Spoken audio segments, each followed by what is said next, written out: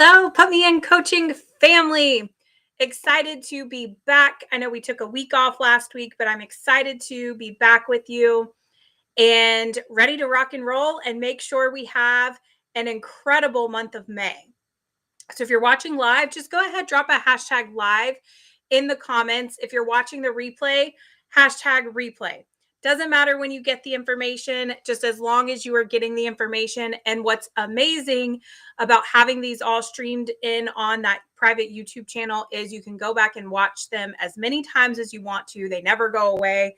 So they are there for you. So if you are like me, and I know I have different YouTube videos that I save randomly throughout when I hear something that I like, and I'll just go back and go through. I'm like, when did I hear that? What did I hear? And I'll go back and check those out just to make sure that that information is sticking, right? Because it's one time to hear, or one thing to hear something one time, but it's another to be able to go back and reference and really get it ingrained into your subconscious. And so that's what we're going to talk about tonight, setting ourselves up for success. Now we know what our three pillars are, right? Because we still follow the health accelerator pillars, and that is what we eat, what we think, and what we do.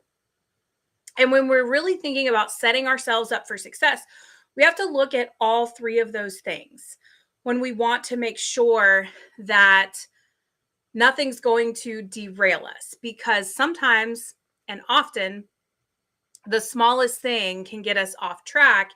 And then it takes us a little bit more time than we'd like to course correct. But if we go into things with a plan, if we think about, hey, here's what we can do to set ourselves up the best we can to try to prevent the derailings, or if we do get off track a little bit, how do we course correct quickly so that it doesn't get out of hand?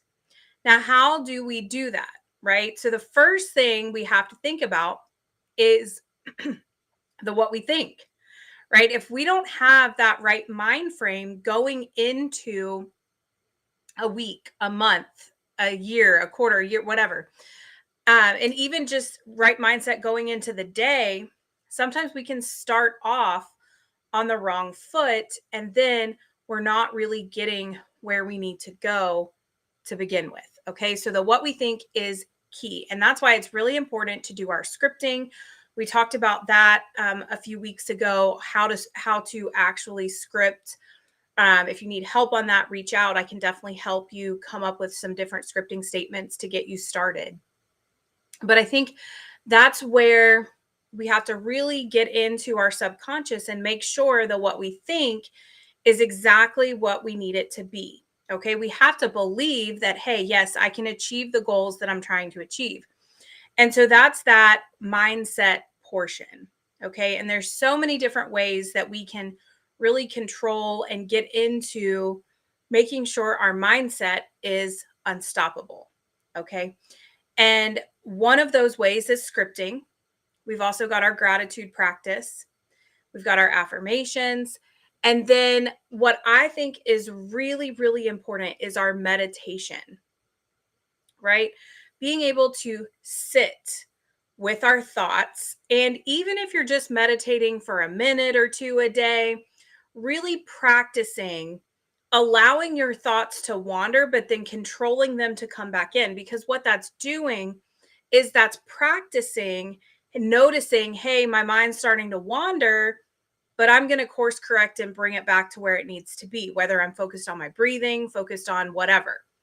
And one really great tip that I heard about meditation, and I heard this back, I think it was like 2019. I was at a conference, and he talked about saying something to really channel your energy and your attention, right?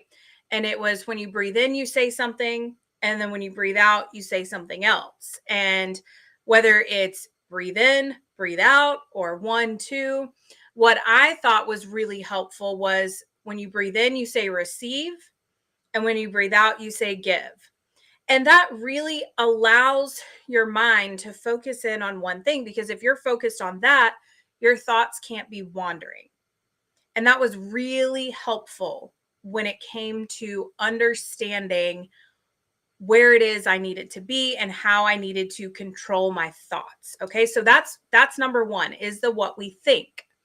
When we talk about setting ourselves up for success, we've got the what we think in order. Okay, so where is it that you might need to control the what you think? Do you constantly find yourself saying, I can't do this, or I can't do that, or it's really hard to do this? You see how that can kind of change the tone and change how we're thinking. Instead of, I can do this, I've got a plan, I'm committed, I'm getting there. Okay, you see that little change. And I've told this story before, but I know we have a lot of new people. um, One thing that I told before is I had a pitching coach in fourth grade. I will never forget this. I was 9, 10 years old, and she would not let me say the word can't. And that has stuck with me. And this is 30 plus years later, right? And it still sticks with me. I don't say I can't do something, because what did she make me do when I said can't? I did push ups. 9, 10 years old, doing push-ups because I'm saying the word, I can't do this. And so that really stuck with me. And so at an early age, I got it ingrained in my brain not to say I can't. Now, does that mean I never had any other negative thoughts? Absolutely not. We find ways around it, but that was a really powerful tool that here I am 30 years later still talking about that, right? And remembering that. And she probably has no clue that she had that much of an impact on me, and that it just was what it was. So that's one thing. So getting your mind strong, doing the exercises of the mind to make sure you have that strong mindset. Number two, so with the what we think, what we eat, of course, we have to make sure that is on point. And how do you do that? You've got to get the education, right? You've got to be tracking. We have to be tracking what we're eating so that we know what works and what doesn't. Because at the end of the day, it's your choice, right? Do you want to lose? Do you want to maintain? What is it that you're wanting to do at this point in time in your life? And the beautiful thing about it is, once you find that magic formula where you're like, yep, if I'm here, I've got these contents in my meals, then I'm dropping. Anything above this, then I'm pretty much just kind of maintaining. And then you are fully in control. So let's say you have big events coming up where it's like, I don't really mind if I don't lose right now because I'm going on vacation. I want to enjoy myself, but I still want to be mindful. Then guess what? You just bump into that maintenance phase for a week or two, right? Not expecting that you're going to lose and not being disappointed that you're going to lose, but celebrating the fact that you're maintaining and being okay with that, because remember, you are in control. And then, because you're tracking and because you've educated yourself, how to pull it back together to say, hey, I've got to tighten it up a little bit because I got to drop a little bit more. I got to get back into the losing phase. Or maybe your goal is to gain, right? If you're gaining muscle. So how do you do that? And then how do you maintain, right? It's all different formulas.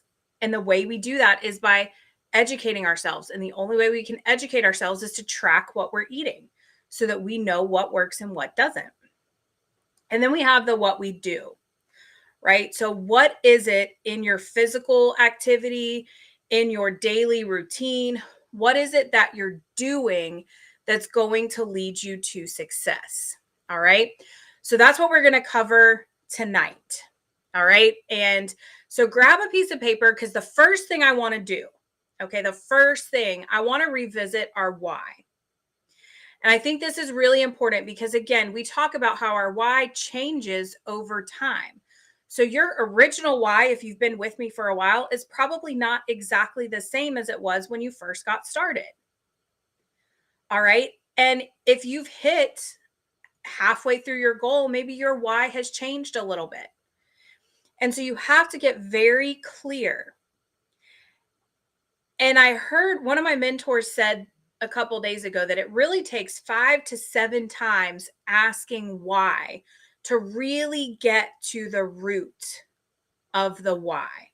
Okay, so I'm going to give you an example. And I may have shared this the other day on the call, but I want to give a different example. Okay. So I'm going to give an example of asking why. Okay. So why? I want to be healthier.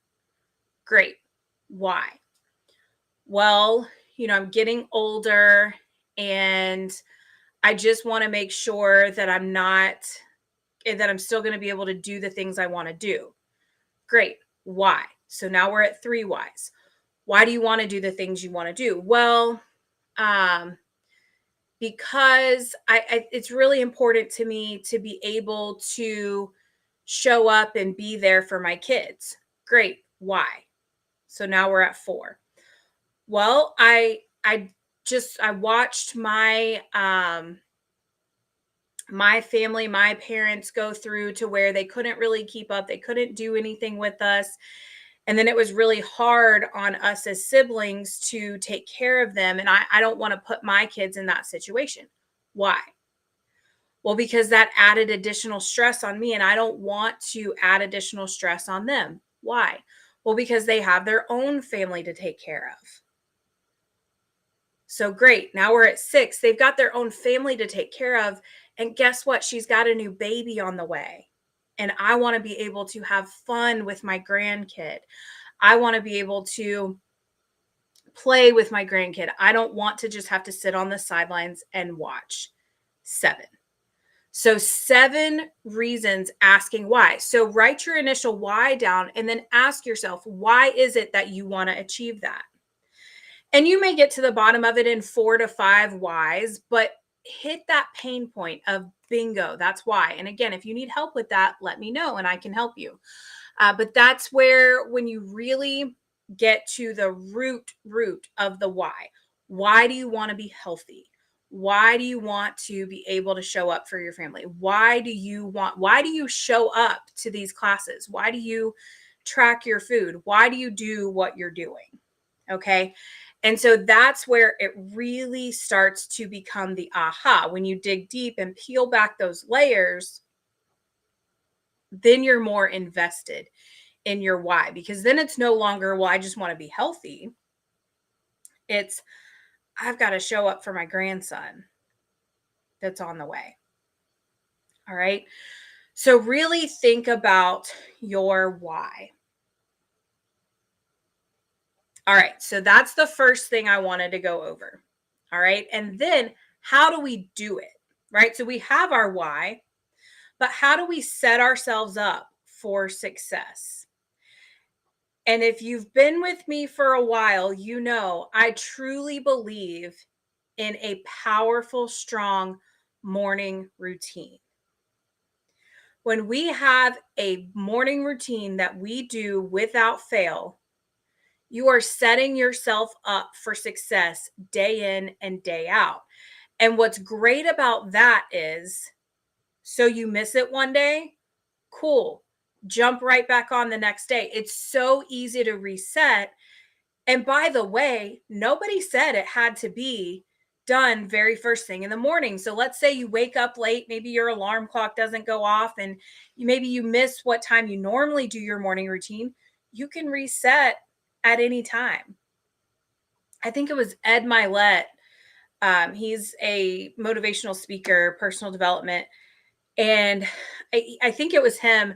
I heard him talking about a clip where he said, I changed the way I looked at time. He said, so I really get 3 days out of 24 hours. So he said, trying to remember exactly how he says it. It's from midnight to 6 a.m., I believe, is his first day. Right. And so what does that look like? Right. And then from 6 a.m. until 12 p.m. or 2 p.m., 6, I don't know. It would be split up in, see, this is the public math I talk about not doing. So 24 divided by 3 is 8. So it's 3 8-hour segments. Okay. So from midnight to 8 a.m. is day 1. 8 a.m. to 4 p.m., I think would be the next one. And then 4 p.m. to midnight. So You really think about that, right? Those are his days. And so he's like, I get 3 days out of one day, what most people say. And the reasoning he gave behind that, and you can grab onto it or not, whatever, makes sense for you. But what he said was the reason the days were set up like that is because the calendar was created back in the time where you had to grow your own food, hunt your own food, and do all of those things that we no longer have to do. And so we can live at a little bit faster pace.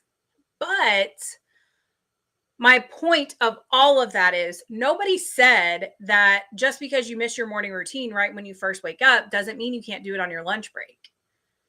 Right? Just think about things like that and think about where to work in that, hey, yeah, maybe I missed it at the time I normally do it, but I have the ability to reset no matter when it is during the day so that I can set myself up to continue to make better choices.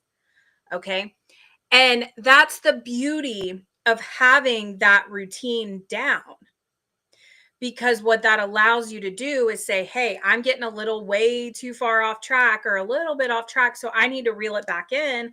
I'm going to take 5 minutes to do a breathing exercise. I'm going to take 5 minutes to do a gratitude practice, scripting, whatever that looks like to reset how you're thinking. Okay. And then you can go on about your day. And so we know that I always say a foolproof morning routine is key. So, what does that look like for you? All right. Really take note. And this is going to be some trial and error. I add and remove stuff to my morning routine a good bit. I have my solids that I do every morning, right? I always drink water in the morning. That's the first thing I do. I have water on my nightstand. And then I'm going to either take a cold shower or splash cold water on my face, depending on if I'm going straight to the gym when I wake up and then going to shower after, or if I'm not going to the gym because I'm working out later that day, it's either cold shower or cold water on my face, right? Dance party, 30 to 60-second dance party, gratitude practice. Then I'm typically going to work out. There are some days where I train in the evenings just because of my training schedule, and that's okay. So I'm going to do something though. I'm going to do some stretches or something just to get the blood flowing. I'm going to make sure I take my supplements, and then I'm going to make sure I eat a protein-packed breakfast. Okay. And that typically takes me, when you count the workouts in there and all of that, that whole routine takes me about 2.5 hours. And that gives me a half hour to get ready and be where I need to be. Now, if I'm not working out in the morning, that whole routine could take me 30 minutes at the most, right? And I say 2 hours for the workout because I've got to drive there, work out, and drive back. And that's how it works out for me. And that works. But how did I get there? I had to continue to add and remove and just work on things like that. Okay. So solid morning routine. All right. And if you need help developing your morning routine, I highly, highly recommend the book called The First 15. And it's by Matt Scaletti. He's actually a good friend of mine, and he developed that routine, the morning routine. He is actually where I came up with the dance party, right? He taught me that.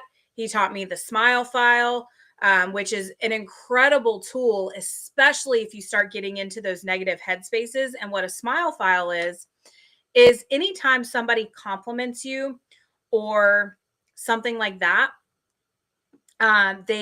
you put it in, you write it down, you put it in a Smile File. And then when you need to pull it out, you can go ahead and pull it out. Okay. So these are the things that I want you to really take note of and really work on this week.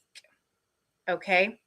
So think about your why. That's the first thing. So we're going to leave here with just a little bit of homework.